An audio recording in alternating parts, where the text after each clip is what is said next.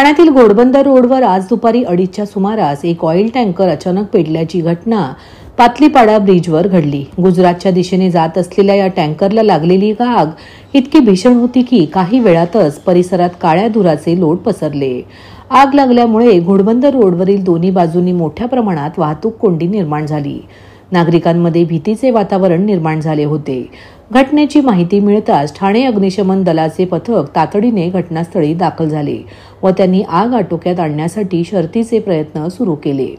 सुदैवाने या दुर्घटनेत कोणतीही जीवितहानी झाली नसल्याचे प्राथमिक माहितीवरून समजते। मात्र टँकरचे मोठे नुकसान झाले आहे। आगीचे नेमके कारण अद्याप स्पष्ट झाले नसून या प्रकरणी संबंधित यंत्रणांकडून चौकशी सुरू आहे। या घटनेमुळे सुमारे 1 तास वाहतूक विस्कळीत झाली होती। पोलीस व वाहतूक विभागाने तत्काळ मार्ग मोकळा करण्यासाठी हालचाली सुरू केल्या व वाहतूक सुरळीत करण्याचे प्रयत्न सुरू ठेवले।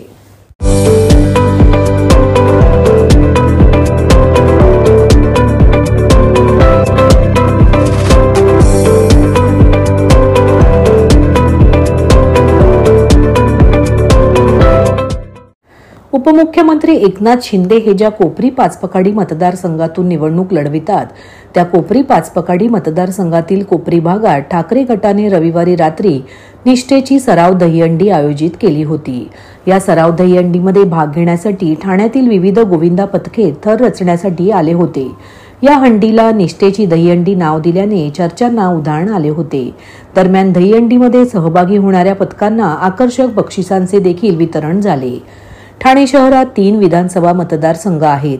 यामध्ये ठाणे शहर, कोपरी पाचपकाडी आणि ओवळा माजिवडा मतदारसंघाचा समावेश आहे। कोपरी पाचपकाडी मतदारसंघात निर्माण झाल्यापासून उपमुख्यमंत्री एकनाथ शिंदे हे या मतदारसंघातून सातत्याने निवडून येतात। या मतदारसंघाची हद्द वागळे इस्टेटपासून ते कोपरी ठाणे पूर्वपर्यंत आहे। एकनाथ शिंदे यांनी उद्धव ठाकरे यांची साथ सोडल्यानंतर ठाणे शहरातील या तिन्ही मतदारसंघातील बहुतांश पदाधिकारी, माजी नगरसेवकांनी शिंदे यांना पाठिंबा दिला, परंतु काही पदाधिकारी अद्यापही ठाकरे यांच्या सोबत आहेत। ठाण्यात दोन्ही गटांमध्ये विस्तवही जात नाही अशी स्थिती आहे, त्यामुळे राजकारण ढवळून निघाले आहे। दहीहंडी ही ठाण्यात मोठ्या स्तरावर आयोजित केली जाते। ठाण्याला दहीहंडीची पंढरी म्हटले जाते। यंदा स्थानिक स्वराज्य संस्थांच्या निवडणुका आहेत, त्यामुळे ठाण्यात मोठ्या प्रमाणात दहीहंडीचे आयोजन होण्याची शक्यता वर्तवली जात आहे। त्यातच कोपरी पाचपकाडी मतदारसंघातील कोपरी विभागात ठाकरे गटाचे युवासेना विस्तारक राजेश वायाळ पाटील यांच्या माध्यमातून निष्ठेची सराव दहीहंडी रविवारी रात्री आयोजित करण्यात आली होती। यामध्ये ठाणे शहरातील अनेक गोविंदा पथकांची उपस्थिती दिसून आली। सलामी देणाऱ्या प्रत्येक गोविंदा पथकास आकर्षक पारितोषिकं देण्यात आली। या दहीहंडीला निष्ठेची दहीहंडी नाव देण्यात आल्याने चर्चा रंगल्या होत्या। हंडी पाहण्यासाठी नागरिकांची ही गर्दी झाली होती। या दहीहंडीसाठी ठाकरे गटाचे ठाणे जिल्हा प्रमुख तसेच शिवसेनेचे दिवंगत नेते आनंद दिघे यांचे पुतणे केदार दिघे हे देखील उपस्थित होते। दहीहंडी निमित्ताने सर्वजण एकत्र येत असतात। टेंबी नाक्यावर आनंद दिघे साहेब दहीहंडी साजरी करायचे। त्यावेळी जात-पात धर्म या पलीकडे जाऊन दहीहंडी साजरी व्हायची। परंतु आता जे राजकारण सुरू आहे ते अत्यंत गलिच्छ आहे अशी टीका त्यांनी शिंदे गटावर केली।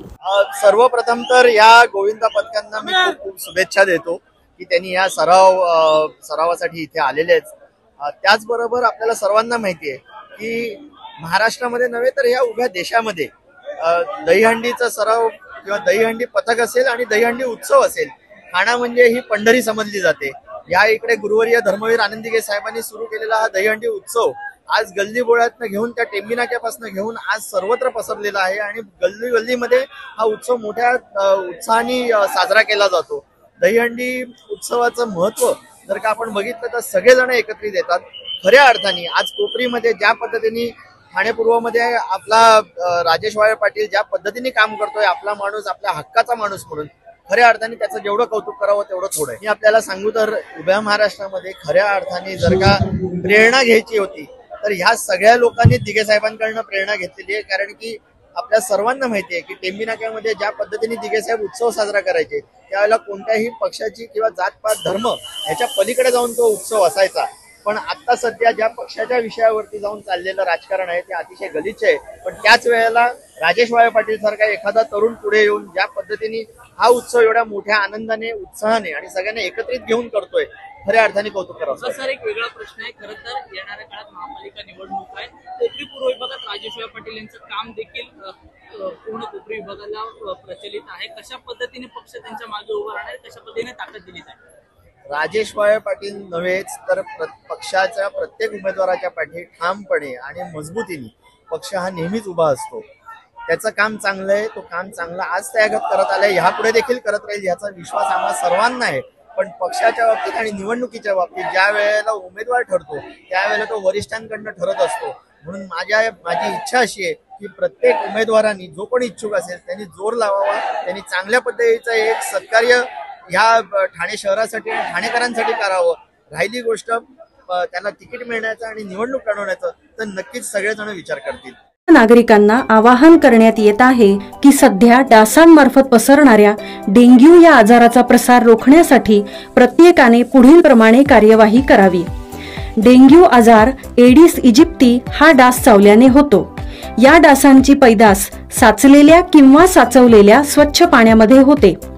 8 दिवसांपेक्षा जास्त दिवस पाणी उघडे व साचून राहिल्यास त्यात डास अंडी घालतात. अंड्यांच्या अळ्या तयार होऊन पुढे डास तयार होतात. यासाठी आपल्या घरातील पाणी साठे, उदाहरणार्थ बॅरल्स, पिंपे, टाक्या, हौद, रांजणे इत्यादी दर आठवड्याला रिकामे करून घासून पुसून कोरडे करून पुन्हा भरावे. 1 दिवस कोरडा दिवस म्हणून पाळावा. पाणी साठ्यांना घट्ट झाकणे बसवावीत किंवा जुनी साडी, चादर, धोतर यांनी बांधून झाकून ठेवावीत, म्हणजे डास त्यात जाऊन अंडी घालणार नाहीत. घराच्या गच्चीवर, आजूबाजूला, अंगणात कोठेही पाणी साचू देऊ नये. भंगार सामान उघड्यावर टाकू नये, उदाहरणार्थ टायर्स, प्लास्टिक सामान, कुंड्या, टाकाऊ वस्तू इत्यादी. अशा सामानात पावसाचे पाणी साठून त्यात डेंग्यूच्या डासांची पैदास होते. घरातील कूलर्स, फ्रीजच्या पाठीमागील ट्रे हे देखील वेळोवेळी कोरडे करावेत. लक्षात ठेवा, नुसत्या फवारणीने डास घनता कमी होत नाही, तर त्यासाठी डास पैदास ठिकाणे नष्ट करणे ही आपल्या सर्वांची जबाबदारी आहे. कोणताही ताप अंगावर न काढता जवळच्या शासकीय रुग्णालयात मोफत औषधोपचार घ्या. अशा प्रकारे नागरिकांनी सहकार्य केल्यास डेंग्यूचा प्रसार रोखणे सहज शक्य आहे.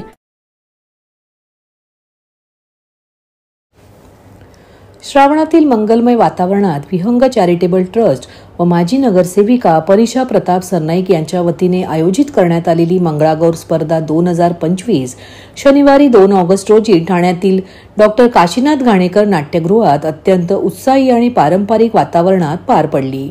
या भव्य स्पर्धेत ठाण्यासह ओवळा माजीवाडा विधानसभा क्षेत्रातील 20 महिला सांघिक गटांनी रणरागिणी या प्रेरणादायी संकल्पनेवर मंगळागौर सादर केली.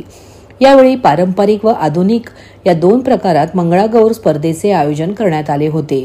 एका छोट्या प्रमाणात सुरू झालेली ही मंगळागौर स्पर्धा आज एका भव्य स्तरावर पोहोचली आहे. महिलांच्या कलागुणांना व्यासपीठ देण्याच्या उद्देशाने आयोजिलेल्या जाणाऱ्या या मंगळागौर स्पर्धा उपक्रमाने दरवर्षी नवे मापदंड प्रस्थापित केले आहे. यंदा पुण्यश्लोक राजमाता अहिल्यादेवी होळकर यांच्या 300व्या जयंतीनिमित्त रणरागिणी ही संकल्पना मंगळागौर स्पर्धेसाठी देण्यात आली होती. या संकल्पनेच्या अनुषंगाने प्रत्येक गटाने सादरीकरणातून जिजाऊ, अहिल्यादेवी, झाशीची राणी, ताराराणी यांच्यासारख्या विविध रणरागिणीचे प्रभावी चित्रण आपल्या कलेतून सादर करून मानवंदना दिली. या मंगळागौर स्पर्धेची सुरुवात संस्कृती फाउंडेशनच्या विद्यार्थिनींनी सादर केलेल्या गणेश वंदनेने झाली. परीक्षक म्हणून डॉक्टर ज्योती सावंत, ऋषाली फडळे, सायली शिंदे आणि सुमित निषाद यांनी जबाबदारी पार पाडली. परीक्षा सरनाईक यांनी आपल्या मार्गदर्शनापर भाषणात महिलांच्या आरोग्यासंदर्भात कॅन्सर प्रतिबंधाबाबत मार्गदर्शन केले व ट्रस्टच्या वतीने राबविण्यात येणाऱ्या उपक्रमांची माहिती दिली. यावेळी प्रत्येक महिला संघाने रणरागिणी संकल्पनेला अनुसरून परंपरा व सामाजिक जागृती या दोघांचा संगम साधून अतिशय ऊर्जेने आपली कला सादर केली. विशेष म्हणजे डवलेनगर येथील श्री स्वामी समर्थ ग्रुपमधील 60 वर्षावरील ज्येष्ठ महिलांनी अतिशय उत्स्फूर्तपणे त्यांची कला सादर केली। या कार्यक्रमाला विविध राजकीय, सामाजिक व सांस्कृतिक क्षेत्रातील मान्यवरांनी उपस्थिती लावली। जिजाऊ शैक्षणिक व सामाजिक संस्था महाराष्ट्र व शिवसेना ठाणे शहर विभाग यांच्या संयुक्त विद्यमाने श्रावण महोत्सव 2025 चे भव्य आयोजन आज ठाण्यात करण्यात आले। स्वर्गीय गंगूबाई संभाजी शिंदे बहुउद्देशीय हॉल संभाजीनगर येथे पार पडलेल्या या कार्यक्रमाला ठाणे शहरातील महिलांचा भरघोस प्रतिसाद लाभला। कार्यक्रमामध्ये महिलांसाठी विविध स्पर्धांचे आयोजन करण्यात आले होते।